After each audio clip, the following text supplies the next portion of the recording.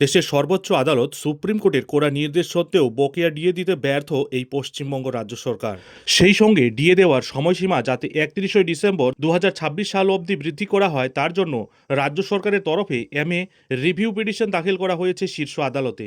আর এহেন পরিস্থিতিতে আগামীকাল 13ই মার্চ বৃহত্তর আন্দোলনে সামিল হতে চলেছেন সরকারি কর্মচারীরা।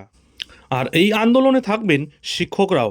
যদিও কিছু শিক্ষকের উদ্দেশ্যে এবার মধ্যশিক্ষা পর্ষদের তরফে বিশেষ নির্দেশিকা জারি করা হয়েছে। আর এই নির্দেশিকাই এখন যত বিতর্কের জন্ম দিচ্ছে। যেহেতু এখন মাধ্যমিক পরীক্ষার খাতা দেখা চলছে, তাই যে সকল শিক্ষক এই কাজ করছেন তাদের উদ্দেশ্যে পর্ষদের সাফ বার্তা, ধর্মঘট হলেও স্কুলে যেতে হবে শিক্ষকদের।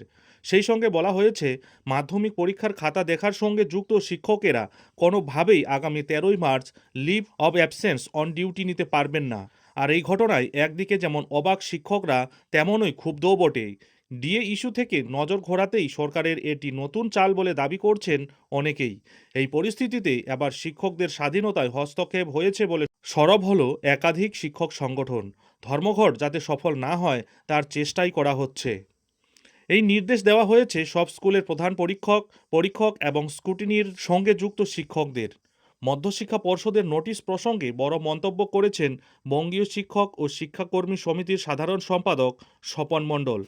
তিনি জানিয়েছেন, সাধারণত মাধ্যমিকের খাতা দেখা, নম্বর জমা দেওয়া সহ পুরো প্রক্রিয়ার সঙ্গে যারা যুক্ত রয়েছেন তারা স্কুল থেকে লিভ অব অ্যাবসেন্সে অন ডিউটি নিয়ে থাকেন, অর্থাৎ সেই দিনগুলি তারা স্কুলে যান না।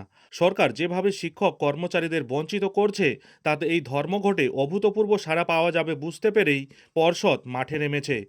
কিন্তু যতই ফতোয়া জারি করুক না কেন, ধর্মঘট হচ্ছেই এবং তাতেই শিক্ষক এবং শিক্ষাকর্মীরা ব্যাপকভাবে অংশগ্রহণ করবেন এবং সরকারকে উপযুক্ত জবাব দেবেন। শিক্ষকদের বক্তব্য, ধর্মঘটে যোগ দেওয়ার অধিকার সরকার তো কেড়ে নিতে পারে না। শিক্ষকদের যেভাবে পরোক্ষে স্কুলে যেতে বলা হচ্ছে তা পর্ষদ করতে পারে না বলে দাবি করেন তিনি।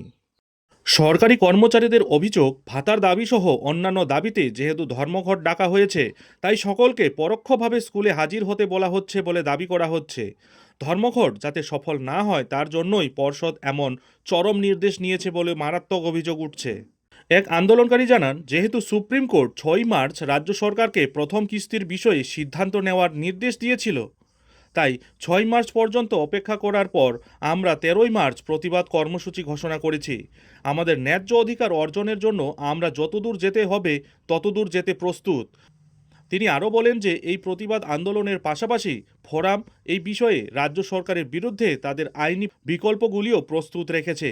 এখন দেখার বিষয় হলো রাজ্য সরকার সরকারি কর্মচারীদের প্রস্তাবিত কর্মবিরতির ডাকে কিভাবে সাড়া দেয়।